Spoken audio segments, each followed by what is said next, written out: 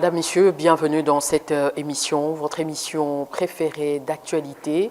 Sur ce plateau, nous recevons messieurs, ou un cadre de l'UDPS qui est le député national Amisima Koutano, qui n'est plus à présenter dans cette émission.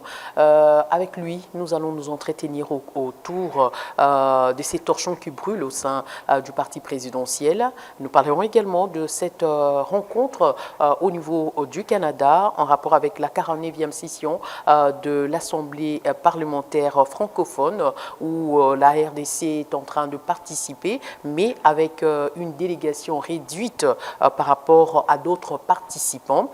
C'est dans ce cadre que nous recevons votre invité pour essayer de nous expliquer un peu qu'est-ce qui se passe avec la RDC dans cette rencontre où nous avons constaté quand même il y a eu d'autres commissions où la RDC n'a pas pris part à ces assises du fait que ces délégués ne sont pas venus sur place. Monsieur Amisima Koutano, bonjour et bienvenue dans cette émission. Bonjour beaucoup madame et bonjour à tous nos téléspectateurs qui nous suivront à travers le monde. Vous allez bien quand même? Ça va, Dieu est toujours au contrôle. Malgré tout ce qui se passe au sein de votre parti, ça va? Il y a quelque chose qui se passe chez nous? C'est à vous de nous dire. Nous sommes là pour en savoir un peu plus. Je crois que quand vous allez aborder la question, on en parlera. Nous entrons directement dans le vif du sujet. Monsieur Amisima Koutano, vous êtes au cadre de l'UDPS, vous êtes élu dans cette liste de l'UDPS Tshisekedi dans le cadre de votre élection pour être élu député national. Aujourd'hui, les choses ne semblent pas marcher dans ce parti politique. Nous voyons du boulet rouge s'étirer entre le secrétaire général et un des cadres du parti, Eteni Longondo. Qu'est-ce qui se passe exactement? Merci beaucoup, madame. Je crois que par rapport à la situation dont vous faites allusion, je vous dirais que chez nous, à l'UDPS, il y a cette expression démocratique que vous constatez, peut-être sans pour autant avoir le contenu. Bien entendu, c'est l'expression de la démocratie. Comme Eteni Longondo s'est exprimé, et l'ensemble des autres combattants s'exprimeront aussi par rapport à la cause. Nous avons tous suivi la déclaration ou la conférence de presse d'Eteni Longondo, qui est un ancien secrétaire général et ancien ministre de la Santé de notre pays. Il a passé en revue tout un tas de choses. Moi, souvent, je me sens très mal de pouvoir exposer le problème qu'il y a au sein de notre parti, sous la place publique, étant donné que nous avons un cadre approprié pour débattre, pour discuter nos différends. Mais bien entendu, quand on choisit la place publique pour exposer nos problèmes, qui méritent parfois un dialogue franc entre nous, là, je suis très mal placé. C'est pourquoi il est toujours demandé à tous les membres des partis politiques de savoir comment fonctionne un parti politique. Parce que lors de l'adhésion, c'est la venue de quelqu'un au sein d'une organisation. Et aussitôt arrivé, la première des choses, il faut savoir, on commence par où? On adhère d'abord à la cellule, c'est ça la base. Et puis vous allez briguer les étapes. Mais malheureusement, il y a certains qui ont commencé les partis au sommet. Et parfois, il y a des difficultés pour savoir comment fonctionnent les organes du parti en général. Mais bien entendu, nous avons tous suivi. Je pense, à mon humble avis, il n'y a pas un problème. Il y a ceux qui se sentent frustrés du fait qu'ils ont voulu occuper tel ou tel poste et ça n'a pas été. Il y a les autres qui croient que non, parce que c'est Mme Feza qui est là, c'est elle qui gagne beaucoup, et donc nous pouvons utiliser la politique de haute-toi que je m'y mette. Parce que si nous voulons réfléchir avec nos têtes sans procuration, la santé d'un parti politique, surtout après les élections, doit être constatée par rapport aux résultats. Et aujourd'hui, on peut se demander quel est le résultat de l'UDPS. L'UDPS, c'est le premier parti au niveau du Parlement. L'UDPS, c'est le premier parti au niveau du Sénat. L'UDPS, c'est le premier parti qui a beaucoup de députés provinciaux sur toute l'étendue du territoire national. Et donc, si nous voulons évaluer la santé du parti, notre parti se porte à merveille parce que nous sommes ces porteurs d'étendard de la République démocratique du Congo en termes politiques. Mais bien entendu, quand les autres disent « il y a mes gestions », on a géré quoi? Oh, ça ne fonctionne pas bien. Dans la prise de décision, que ce soit de la République, que ce soit d'une organisation, ça commence toujours par quelque part. Moi, je me rappelle avec Eteni Longondo, s'il aura le temps de suivre cette émission, quand nous avons accédé au pouvoir, pour la première fois, il était dans la commission de gestion des ambitions. Mais pour le compte de l'Équateur, il a fait du n'importe quoi. Il a mis les gens qui n'ont jamais été dans l'UDPS, il les a proposés comme des conseillers à la présidence de la République. Or qu'il y avait des combattants qui méritaient mieux. Moi, je me battais toujours pour voir comment les jeunes peuvent se retrouver dans les institutions. Vous savez la réponse qui m'est réservée à chaque fois? Non, nous avons besoin des compétences, nous avons besoin de jeunes compétents. Moi, je lui ai demandé quelle est la température et le thermomètre que vous pesez, que non, celui-ci a une compétence ou il n'en a pas. Parce qu'il y a des postes où ça nécessite quand même la personne humaine. Mais vous, quand vous dites que non, il y a une exigence de compétences, j'ai eu des débats avec lui. Mais aujourd'hui, être un donneur de leçons, parce que vous avez été frustré, parce que vous voulez rendre compte à quelqu'un, je crois que ce n'est pas ça l'intérêt du parti. Je suis de ceux qui pensent que si on a une idée à émettre au niveau de notre parti, il y a un cadre. Le débat est autorisé, nous sommes dans un parti démocratique, on ne peut pas en faire un problème, mais parlez là où il y a les gens. Si vous consultez quelqu'un qui ne vous a pas réservé une suite favorable, vous pouvez consulter un ou deux de ceux qui sont à ses côtés, qui seront comme des témoins quand vous allez exposer ou bien amener la chose à la place publique.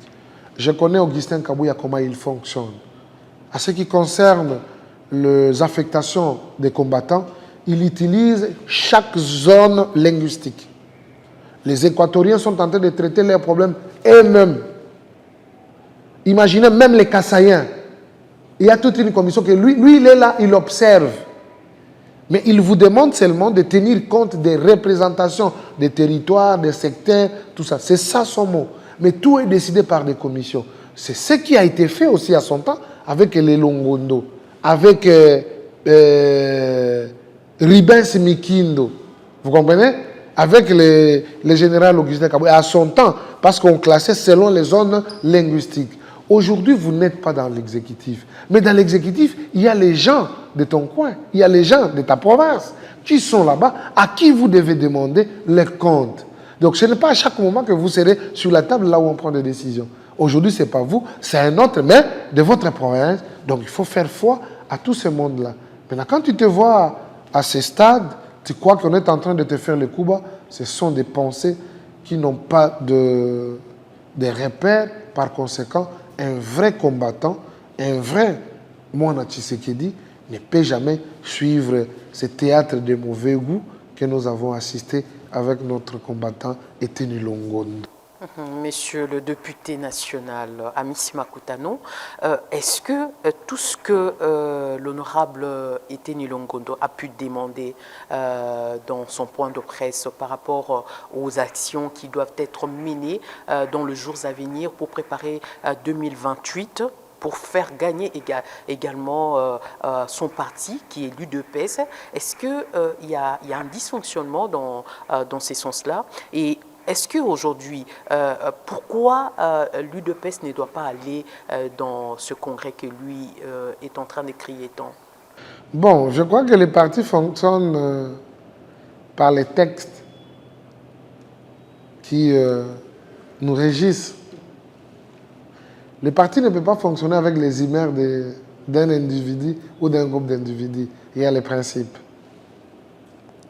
N'oubliez pas, madame, nous sommes à 8 mois, je crois.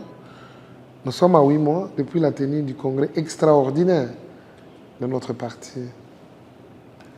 Il peut y avoir des propositions. Ce sont des chapelets de bonnes intentions, madame. Mais peut-être dans ces congrès-là, rien n'a été peut-être dit en termes d'ambition de 2028. C'est le congrès extraordinaire qui d'abord avait pour but de plébisciter notre candidat qui est Félix Tshisekedi, de lui réitérer encore nos voeux d'être à la tête de la République et du parti. Et troisièmement, c'était pour renforcer le pouvoir du secrétaire général. C'est ce qui a été fait. On peut avoir des idées, mais nous devons éviter l'émativisme en politique, madame. N'oubliez pas que nous venons des élections. Pendant cette période, nous assistons à une période de mise en place des institutions. Est-ce que lui qui dénonce les actions que lui considère que nous sommes dans une léthargie, est-ce qu'il peut nous dire quelles sont les actions que lui il a déjà commencées? Parce que nous sommes pendant la période de vacances parlementaires, lui aussi c'est un parlementaire. Il est déjà descendu à sa base, il est tenté de se fier à faire des déclarations dans la ville-province de Kinshasa. Il n'est pas élu de Kinshasa. Pourquoi il ne peut pas se rendre là-bas, là où il a été élu, pour faire un rapport de ces 6 mois que nous venons de traverser? Il y a eu un dépassement des délais à ce qui concerne la session extraordinaire. Nous sommes allés au-delà. On a touché même la session ordinaire de mars. Parfois, il y a quelque chose que la population ne comprend pas. Pourquoi il ne peut pas se rendre là-bas? Quelles sont les initiatives pour montrer que non, vous êtes dans la léthargie? Nous devons nous éveiller. Nous, la jeunesse, nous pouvons nous frotter les mains parce que nous sommes dans des actions. Nous sommes dans des matinées, nous sommes dans la mobilisation. Et ça tombe à point nommé du fait que nous sommes aussi les élus de la ville-province de Kinshasa. Nous, on peut traîner ici, mais pas lui. Et le fonctionnement d'un parti politique, il faut respecter les gens qui dirigent le parti. Le secrétaire général n'est pas là pour dire à ses collaborateurs, vous devez faire ça, ça, ça, ça. Ça se discute au niveau du bureau politique. Parce qu'il y a des réunions de l'exécutif. Le fonctionnement d'un parti politique, c'est comme la miniature architecturale d'un gouvernement. Vous voyez comme vous voyez le gouvernement là? Le pays, c'est ça le parti politique. Le président d'un parti politique est considéré comme le président de la République. C'est ce qui a justifié même la candidature du président Tshisekedi à son temps, parce qu'il présidait aux destinées de l'UDPS. Et l'UDPS lui a porté comme le candidat du parti, aujourd'hui le chef de l'État.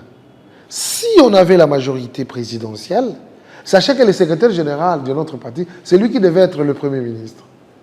Et les secrétaires nationaux, chefs de département, ce sont les ministres d'État, des ministres, avec les membres, les responsables de structure que nous sommes de ministres, de vice-ministres, de ministres délégués.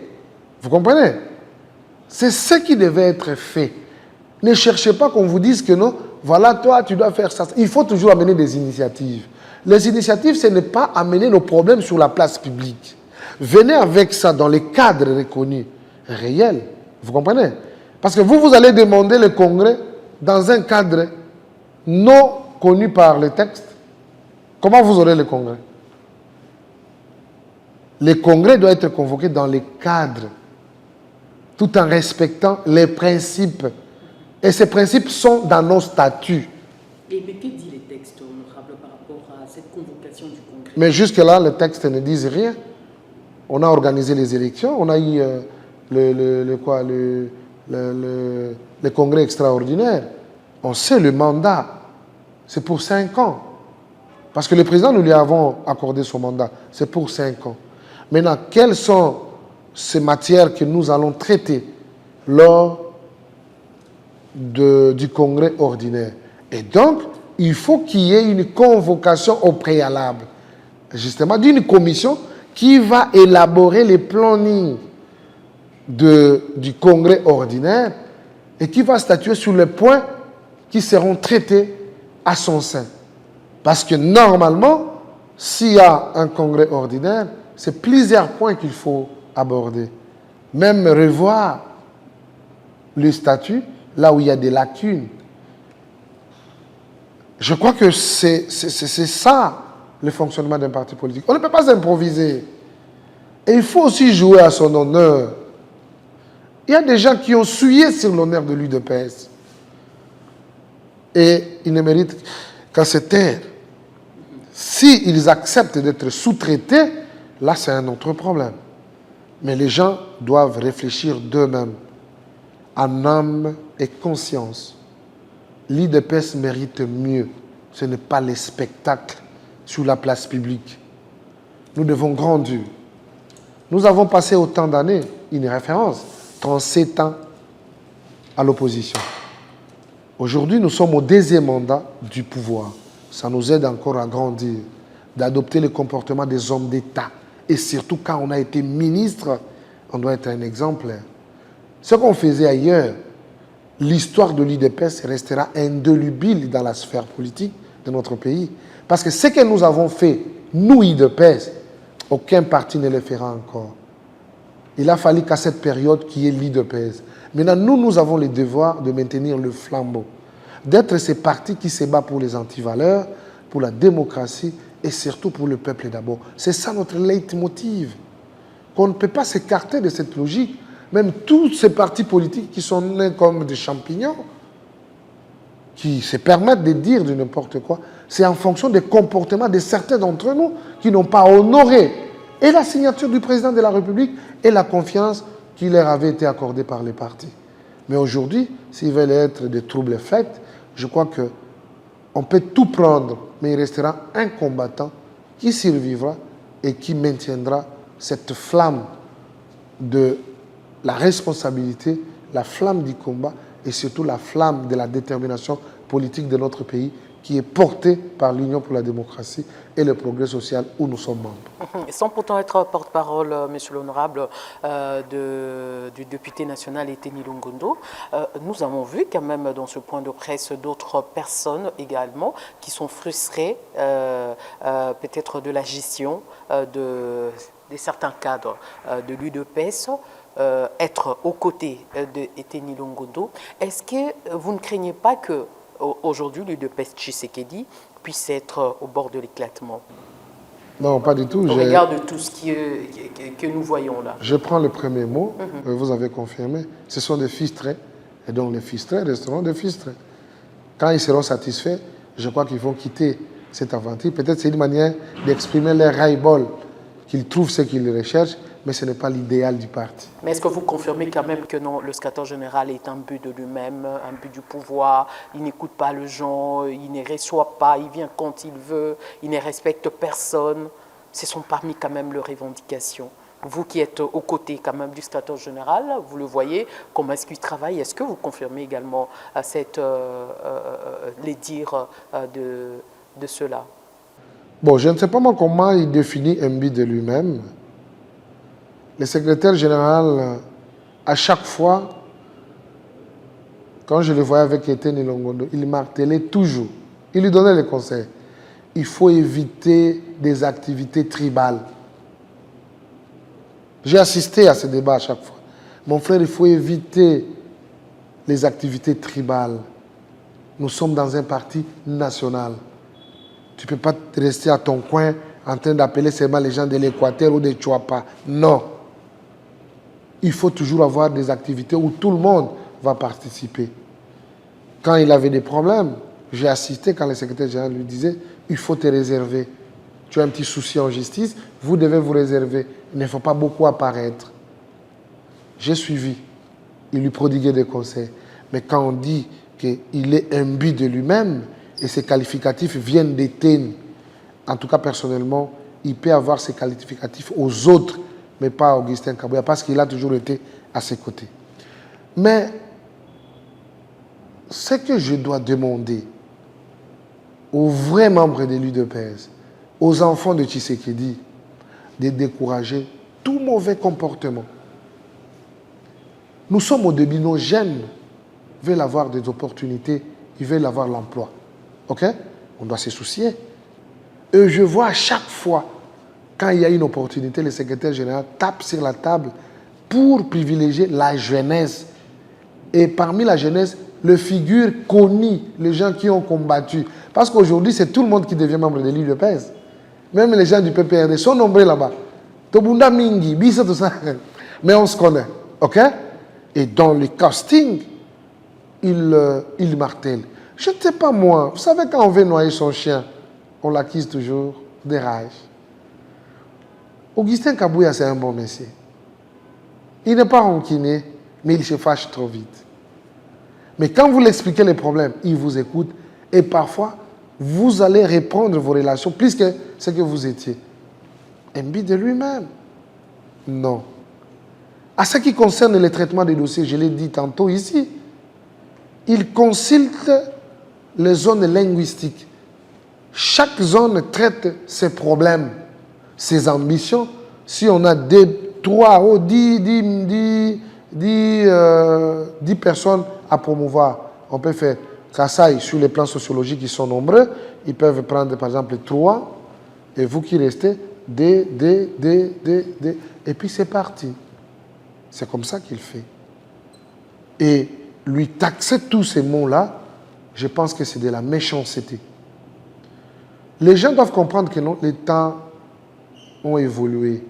Aujourd'hui, les choses se passent autrement. Nous avons des Android aujourd'hui, nous avons des téléphones intelligents. Hier, il n'y en avait pas. Alors nous devons éviter ces comportements violents en croyant que c'est avec la violence. Non. Nous avons parfois subi la violence des régimes et nous avons affronté la violence parce qu'ils ne voulaient pas nous écouter. Mais aujourd'hui, on veut vous écouter en quoi? Nous sommes au début de la mise en place des institutions. Les jeunes doivent avoir des opportunités qui ne nous embrient pas.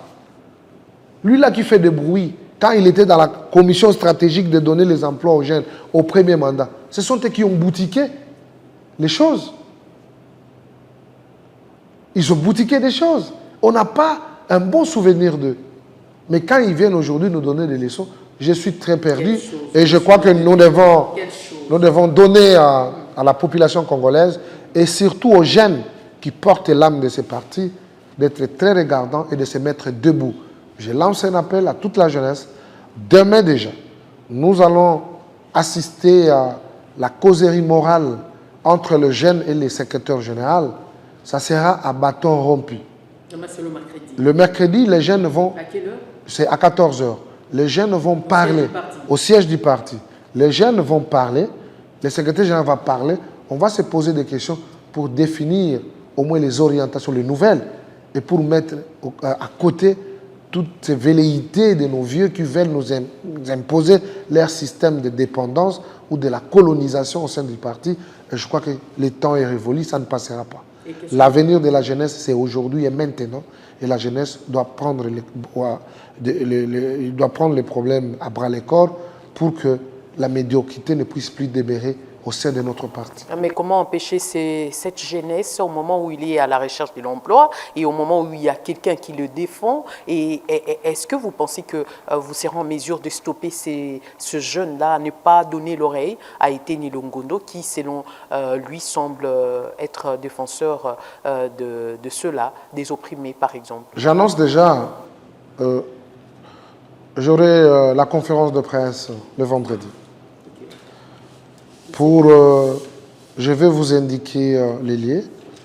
Nous n'avons qu'un seul lieu, c'est la permanence du parti.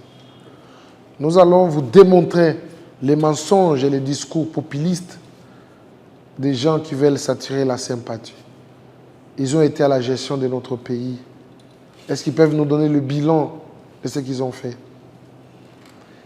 Ils peuvent regarder la population congolaise en face et regarder les institutions. Comment êtes-vous sorti dans les institutions si ce n'est que la quai entre les pattes? Nous sommes là pour redresser et sauvegarder ce qui reste encore à sauvegarder. Est-ce que vous êtes en mesure de consolider ce parti, ensemble avec le secrétaire général, bien sûr, de consolider ce parti jusqu'à la fin du mandat du chef de l'État, sans pourtant vivre le contraire? Non, notre parti sera protégé jusqu'à la fin de ce monde. Ce parti, c'est le patrimoine des Congolais. Ce n'est pas pour les individus. C'est pourquoi vous remarquerez qu'il y a toujours des voix qui se lèvent du nord au sud, de l'est à l'ouest, parce qu'il y a cette expression. Ce n'est pas le bien privé de quelqu'un. Si c'est qu'il y a légué ce patrimoine à tous les Congolais. Et tous les Congolais doivent être fiers d'être d'abord Congolais et d'appartenir dans ce patrimoine qui a produit beaucoup d'enfants aujourd'hui qui ont Il y a des gens qui ont créé des partis politiques, mais leur source, c'est l'UDPS. Malheureusement, il y a certains qui ne veulent pas s'assumer. Ils ont trahi, ils sont partis, mais maintenant, pour créer le désordre, ils reviennent encore. Non. Parfois, ils parlent au nom de l'UDPS. Quelle UDPS? Parce qu'on a plusieurs UDPS dans ce pays. Vous parlez de quelle UDPS? Parce que nous, c'est l'UDPS bar Tshisekedi, qui a son président qui est Félix Tshisekedi et son secrétaire général Augustin Kabouye. Le reste des UDPS, nous ne maîtrisons pas. Mais quand ils sortent, nous, membres de l'UDPS, nous, fondateurs de l'UDPS, vous êtes fondateurs. Dans les statuts, il n'y a pas cette structure qui s'appelle fondateur, il n'y en a pas. Maintenant, vous parlez de quel UDPS? Là, vous comprendrez déjà que celui-ci n'est pas membre de l'UDPS bar Tshisekedi. Toujours dans l'appellation, même dans le dire, vous comprenez que non, celui-ci, ce n'est pas un combattant.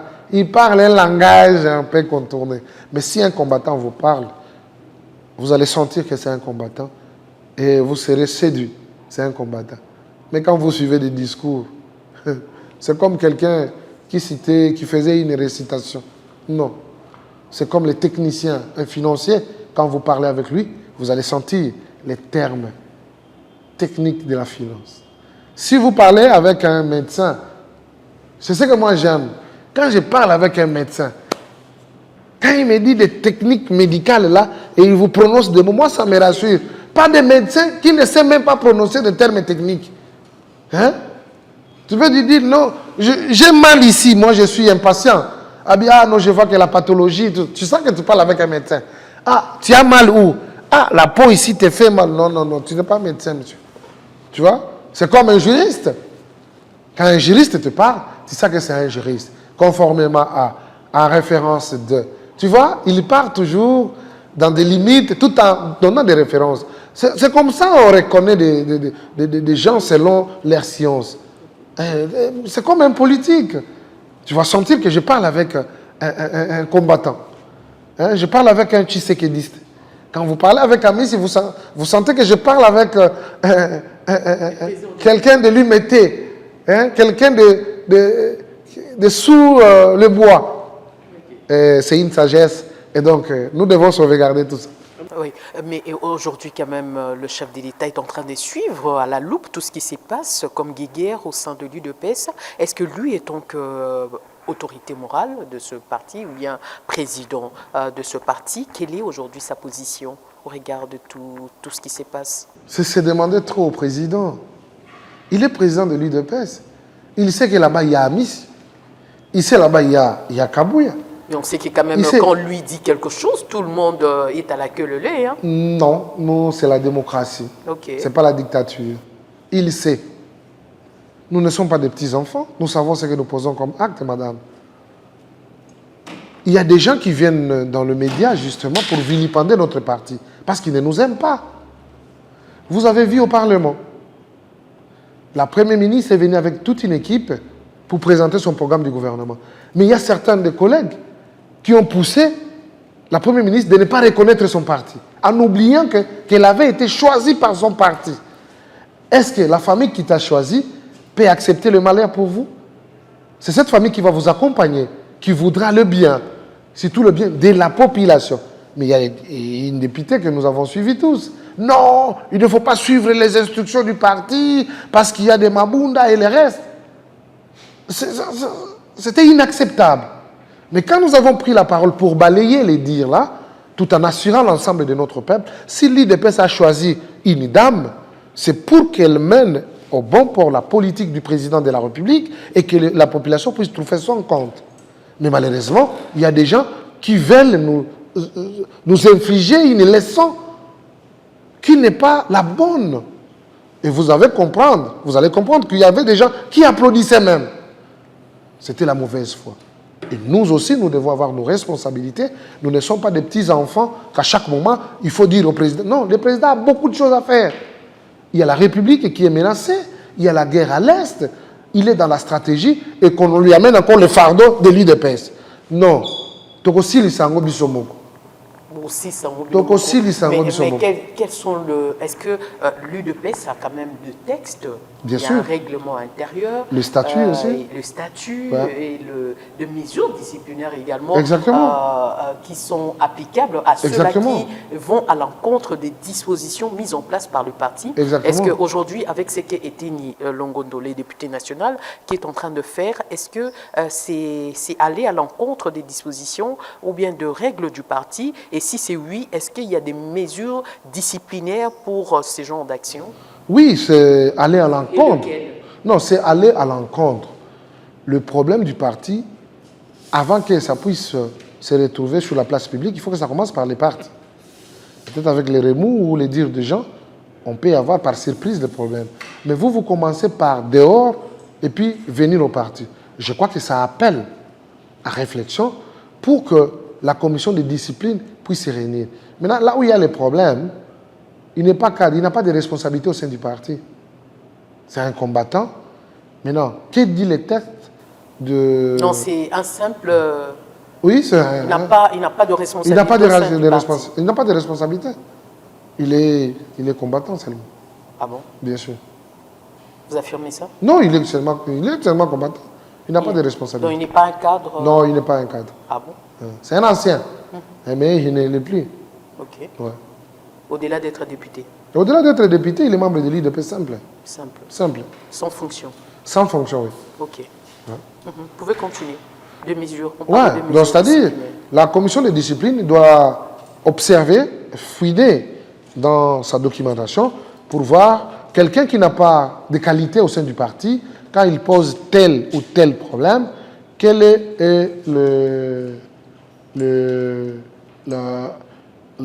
la solution appropriée pour le punir ou quoi, selon les textes. Vous comprenez?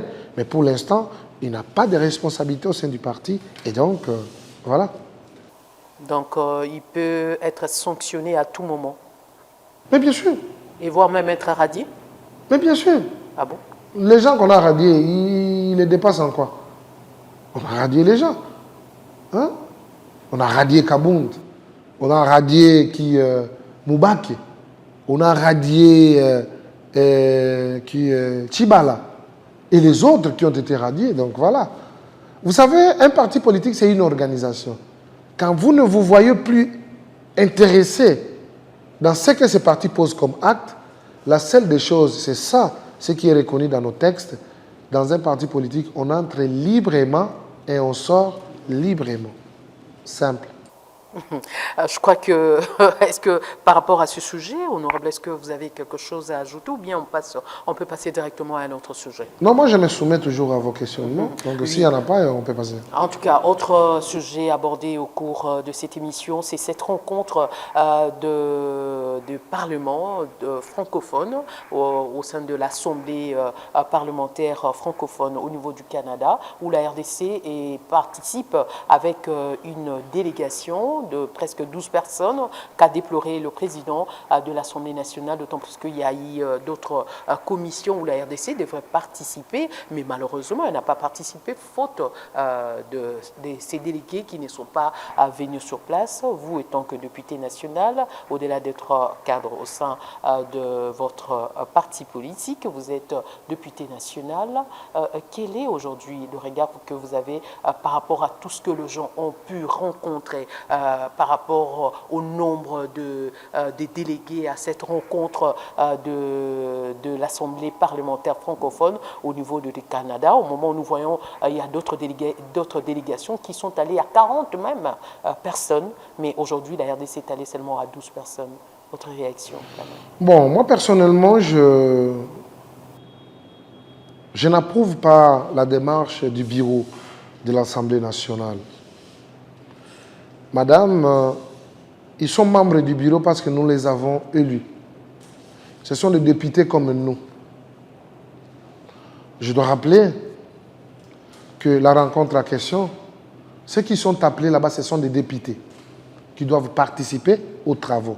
Bien entendu, ils peuvent être accompagnés par une équipe qui sera considérée comme le secrétariat technique. Mais en voyant la configuration de leur liste, là, ils ont tenu compte à quoi? Parce que si il faut qu'il y ait de missions au niveau du Parlement, il faut tenir compte aussi des poids politiques des partis politiques.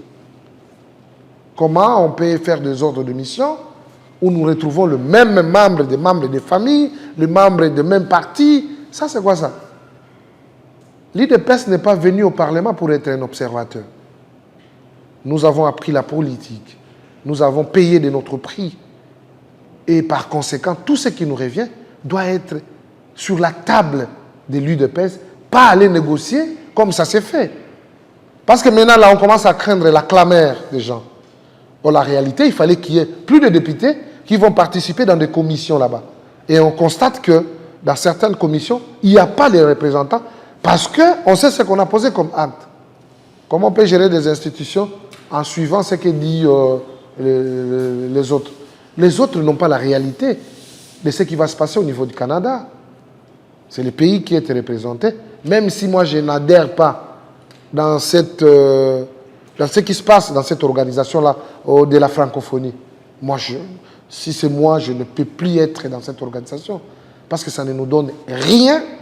Nous sommes en train de nous accrocher dans quelque chose qui ne nous apporte rien. Ceux qui nous agressent, ils sont dans cette organisation-là. Ceux qui appuient les agresseurs, ils sont avec eux. Secrétaire général de cette organisation, c'est une Rwandaise. Est-ce que le Rwandais parle mieux français que les Congolais? Est-ce que le Rwanda, en termes de superficie, peut entrer combien de fois en République démocratique du Congo? Vous comprenez que c'est un plan qui avait déjà été établi pour essayer de mettre à mal la République démocratique du Congo. Et partout où on passera, on va trouver ces gens-là qui nous mettent des bateaux dans l'eau.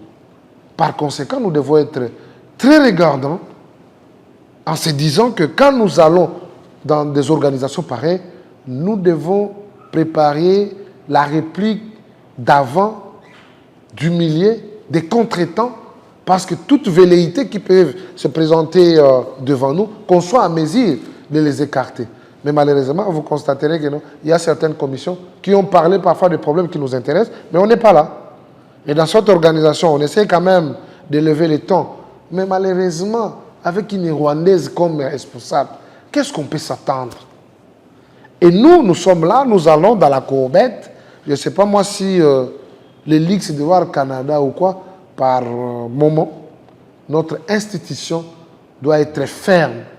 Là où il n'y a pas l'intérêt de la République démocratique du Congo, ça ne sert à rien qu'on mette nos pieds. Et d'ailleurs, j'ai eu une indiscrétion qu'il y avait même des journalistes congolais qui ont été refusés d'y accéder. Quel mépris! Les grands Congo. Non, on ne mérite pas ça.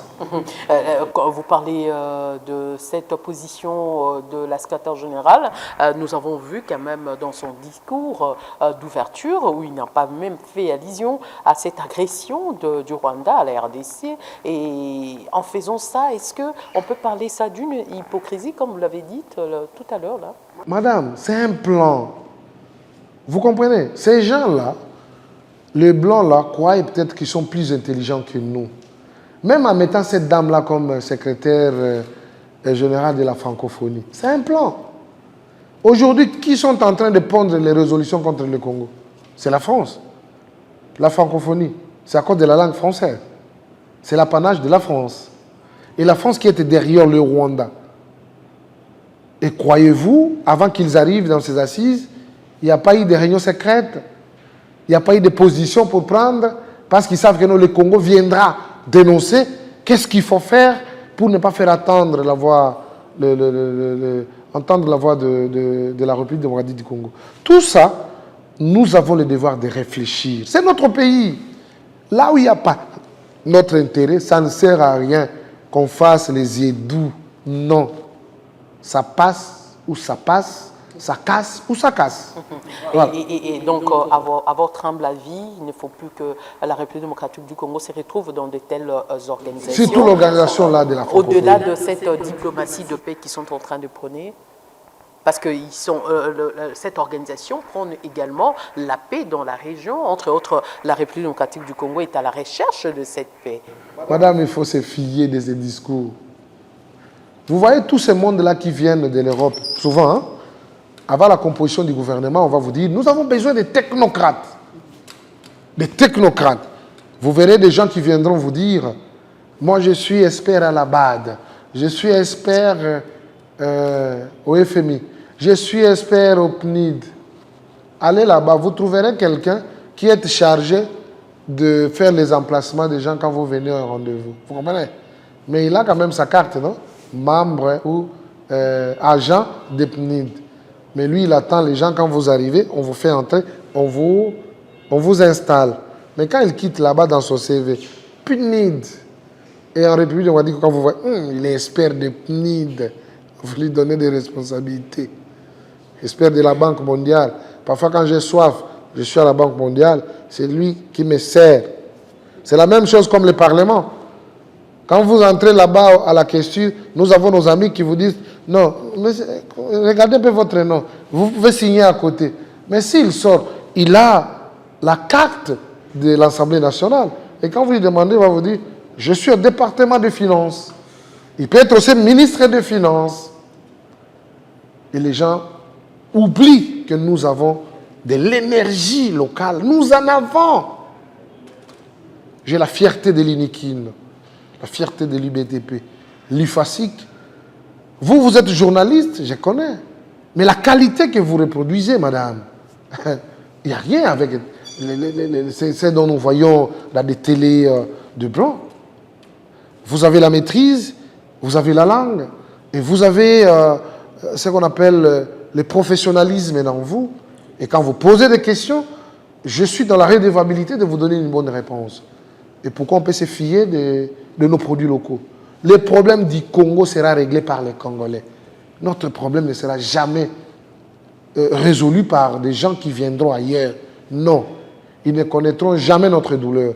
Notre douleur, c'est nous qui les ressentons et nous pouvons être en mesure de relever les défis si les Congolais quittent la distraction et se regardent en face. Chacun à ce qui les concerne, c'est ça même le vœu du président de la République.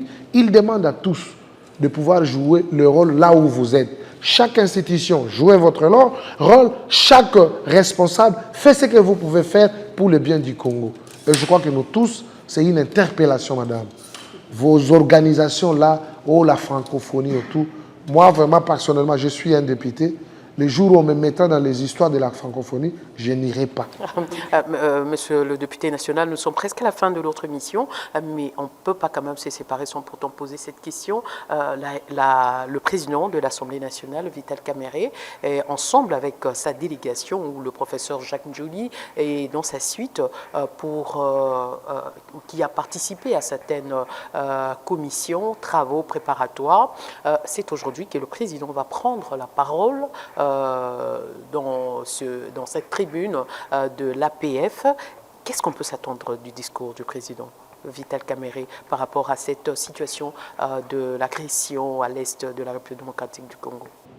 Bon, moi, le discours responsable, ça sera seulement pour dénoncer la guerre à l'est. C'est ce qui intéresse, c'est ce qui finance les Rwandais et les restes. Ils sont là-bas. Je crois qu'il va les doiter. Pour le président Kamerhe, je n'en doute pas pour le discours. Et à ses côtés, le président Njoli.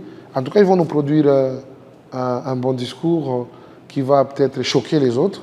Mais je crois que ça sera une réalité. Pour ça, ça ne va pas rater. Je sais qu'ils seront sur leur assiette et ils vont produire quelque chose de bien. À part ça, on n'attend rien d'eux. À part ça, avec leur francophonie, on n'attend rien. Mais c'est juste, on dénonce pour leur dire, nous comprenons le complot que vous êtes en train de formater contre le Congo, mais nous ne sommes pas aussi dupes. Il y a des hommes et les femmes qui acceptent de laisser le dernier prix qui est le sang pour sauvegarder l'intégrité du territoire national. Nos forces armées, nos polices, nos services de renseignement, même si dans eux il y a des traîtres, mais il y a des Congolais dignes qui vont remédier à cette problématique de la trahison parfois, où les gens veulent se faire le moyen, ensemble avec les inconscients congolais, qui veulent être les sous-traitants ou la sous-traitance de ces multinationales ou du Rwanda, qui est un enfant de course des autres. Mais les prix qu'ils sont en train de commettre, ils en payeront. Nous sommes Congolais, on les restera derrière le président de la République. Et surtout, ceux qui se réclament être collaborateurs du président, ils doivent faire la volonté du président.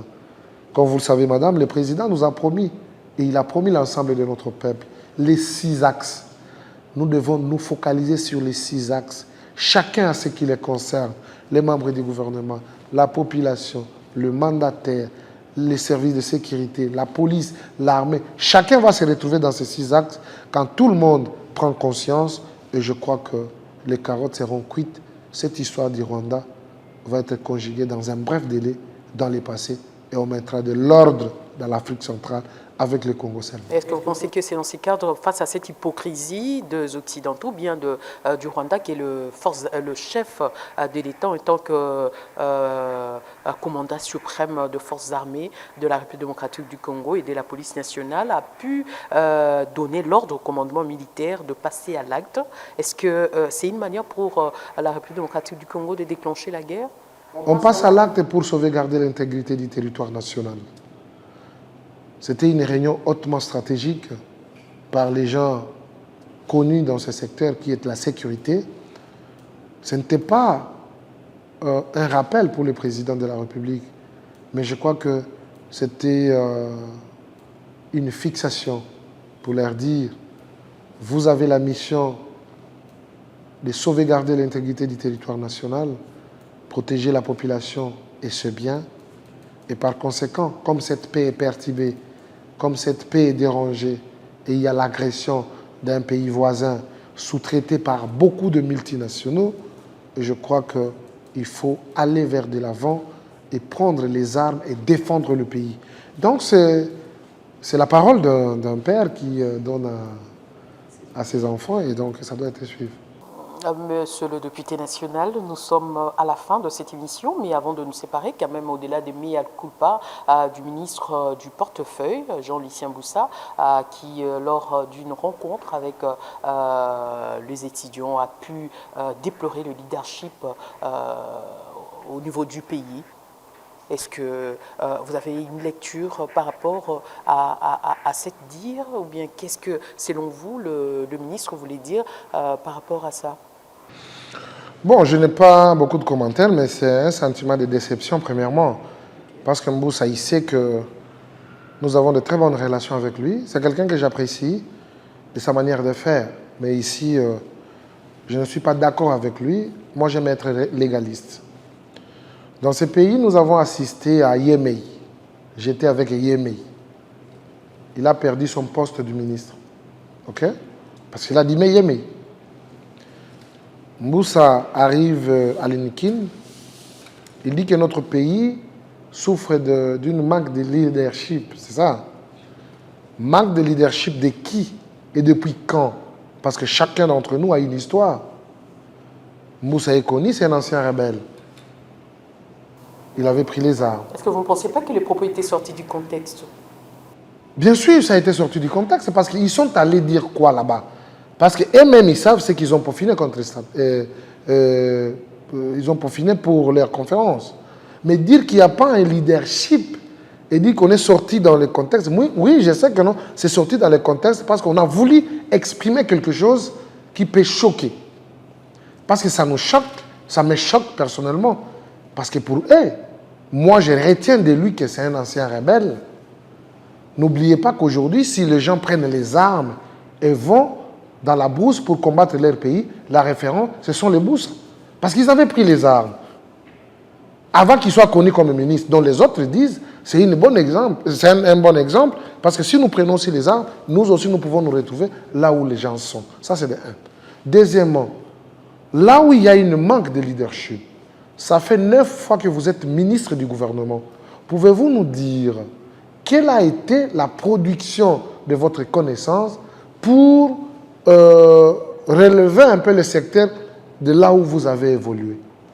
Est-ce qu'il peut nous rappeler? Et puis troisièmement, je me vois très mal d'être dans un contexte d'un leadership faible. Ok, moi je sais là où il y a un leadership fort.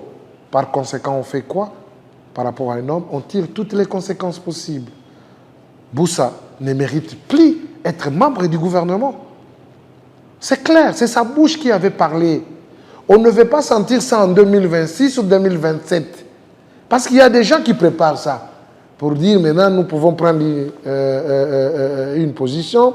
du fait que nous devons nous séparer, nous avons créé nos plateformes, on peut faire des alliances. Aujourd'hui, nous qui sommes de l'UDPS, nous devons nous assumer par rapport aux actes que nous posons.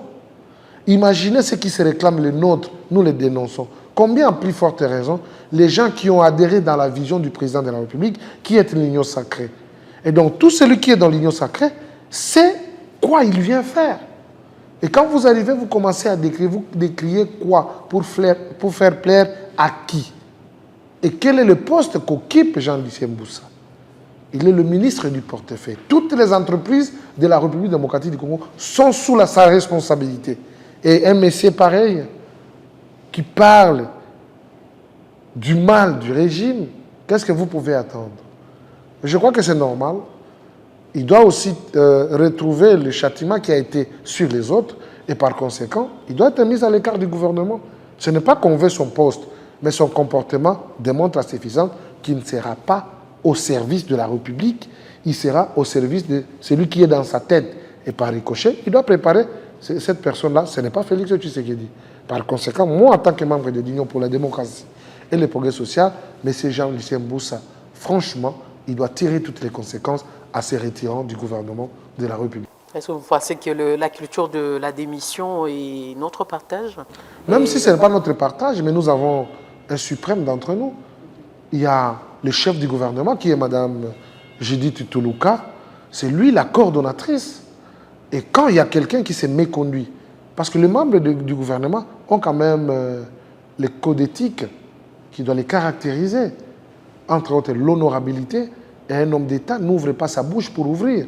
Et surtout, un membre du gouvernement. Vous avez une responsabilité de l'État. Vous décriez justement le leadership faible là où vous avez des responsabilités. Par ricochet, ça ne sent pas bon. Mais à un bon citoyen, je crois qu'il va retrouver quand même notre sentiment en tirant toutes les conséquences et en se retirant du gouvernement de la République. En tout cas, merci, honorable, d'avoir répondu à toutes nos questions. Et je crois que c'est par là que nous nous séparons pour aujourd'hui. Et nous allons nous retrouver prochainement avec le même plaisir, bien sûr. Toujours très disponible, à temps et à contre-temps. Et surtout quand vous avez besoin de moi. J'essaie toujours d'aménager mon temps. Vraiment. Bien sûr. Pour ça, nous vous remercions. C'est moi qui vous remercie, madame. Ok.